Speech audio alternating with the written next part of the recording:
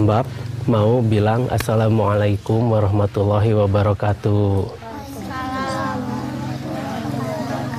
Mana tenaganya? Nggak ada tenaganya. Assalamualaikum warahmatullahi wabarakatuh. Waalaikumsalam warahmatullahi wabarakatuh. Harusnya kan Mbak yang bilang Assalamualaikum.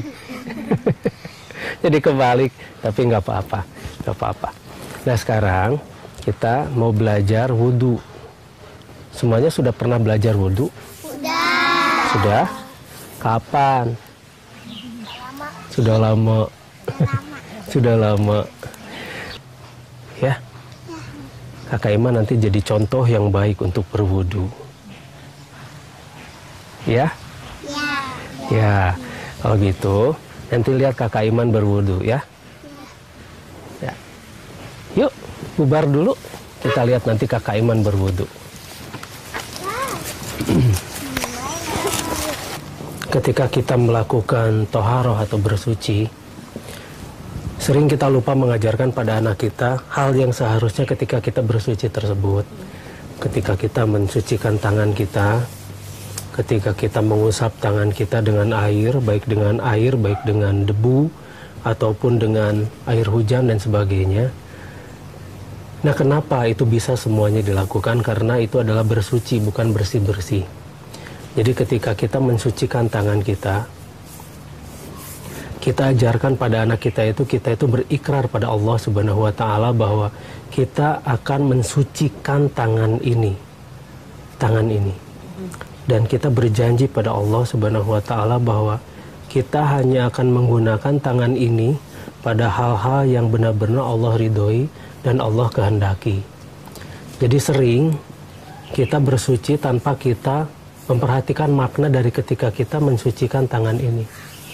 Kita hanya bersih-bersih dan cepat begitu. Prosesnya sangat cepat.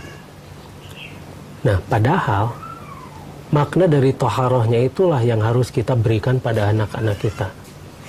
Nah, jadi kita sering lupa untuk mengajarkan pada anak kita bagaimana dengan tangan ini kita melakukan perbuatan-perbuatan yang benar-benar Allah kehendaki.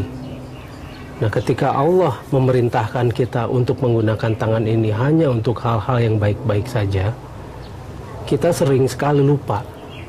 Orang tua saja sering lupa. Bahkan banyak sekali yang sholat tiap hari. Jadi guru ya? Iya. Jadi STMJ istilahnya lah. Sholat terus, maksiat jalan.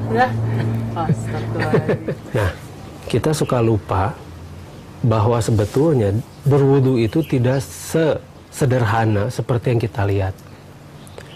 Dari mensucikan tangan saja, ini telapak tangan saja ketika kita sucikan, kita sudah berikrar pada Allah Subhanahu wa Ta'ala bahwa benar-benar tangan ini adalah tangan yang hanya akan dijalankan pada jalan Allah.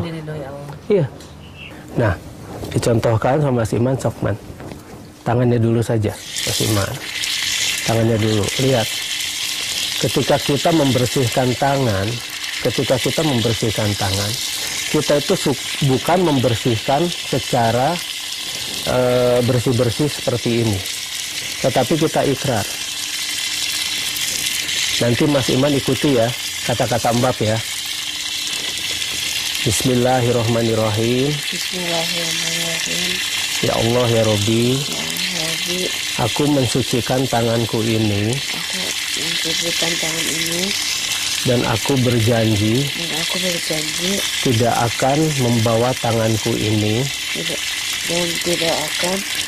Membawa tanganku ini untuk melakukan hal-hal. Yang engkau larang. Dan aku berjanji tidak akan membawa tangan ini pula. Tidak akan membawa tangan ini pula pada hal-hal seperti mencuri dan melakukan perbuatan-perbuatan kotor lainnya. Melakukan perbuatan kotor lainnya. sekarang lihat. Kita melihat ritual berwudu. Dengan kecepatannya sendiri mereka berwudu. Bukan masalah cepat atau lambatnya, tapi memaknainya. Dan mengapa itu adalah simbol yang harus kita jalankan dan kita mengerti? Karena selama ini seolah-olah makna dari berwudu sendiri itu hilang. Dari bersuci itu ya kan? Iya, makna dari berwudu itu hilang. Atau toharohnya itu hilang, atau bersucinya itu hilang. Selama ini akhirnya mereka semua cuma tinggal bersih-bersih saja. Bersih-bersih saja. Dan kemudian mereka masih tetap mengambil sesuatu yang bukan haknya. Kemudian mereka masih melakukan hal-hal yang merugikan orang lain dengan tangannya ini. Mereka mencatat segala sesuatu yang bersifat aib-aib pada orang lain. Aib seseorang mereka catat. Kemudian mereka ketik, mereka sebarkan. Itu baru dari tangan aja Mbak ceritanya. Baru tangan. Nah, sekarang untuk sementara kita membahas tangan dulu. Besok kita lanjutkan membahas mulut.